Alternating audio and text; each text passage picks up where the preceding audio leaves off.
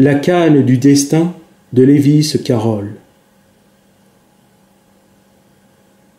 Étrange récit que cette canne du destin. En effet, cette courte histoire contient bien des mystères. Le lecteur se trouvera fort perdu dans cette aventure qui n'a ni queue ni tête. L'auteur écrit même qu'il ne se fiche rien des méfaits de l'un de ses personnages, condamné à finir en un tas de purée de pommes de terre. Lewis Carroll, auteur du très célèbre roman Alice au pays des merveilles, s'amuse à perdre son lecteur dans une série de 8 chapitres dont la chronologie est déroutante. Cette fameuse canne qui n'arrive qu'à la fin est une énigme, du moins un objet qu'on devine magique et qui n'a pas vraiment de sens, sauf, peut-être, pour l'auteur qui, malicieusement, en a limité l'expression. Dans ce petit labyrinthe littéraire, nous perdons vite le nord, et c'est peut-être mieux ainsi. Toutefois, quelques notes de bas de page enrichissent la compréhension. Disons que ce sont plutôt des compléments de phrases. Ajoutons à cela les petits dessins exécutés par Lewis Carroll lui-même et qui viennent illustrer son récit.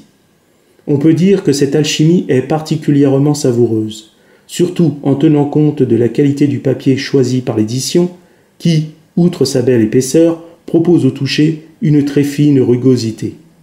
Ainsi, il nous est réellement impossible de ne pas apprécier cette toute petite œuvre pratiquement invisible pour le grand public.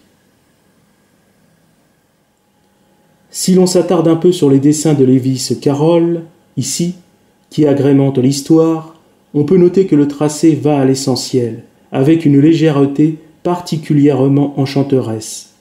Tous ces petits dessins offrent un petit monde d'excentricité qui s'anime avec une touche de naïveté comme pour nous rappeler à notre enfance.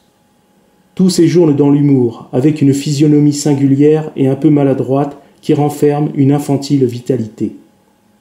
Ces petits dessins faits à l'encre se marient parfaitement à la netteté calligraphique du texte.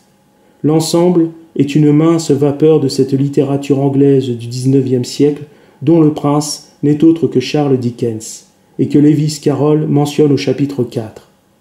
Quoi qu'il en soit, cette petite affaire de Cannes, qui a été écrite autour de 1850, annonce cette malicieuse cruauté qui sévit dans Alice au pays des merveilles. En effet, l'impérieux baron, qui est au cœur de notre petite histoire, contient la très furieuse reine de cœur.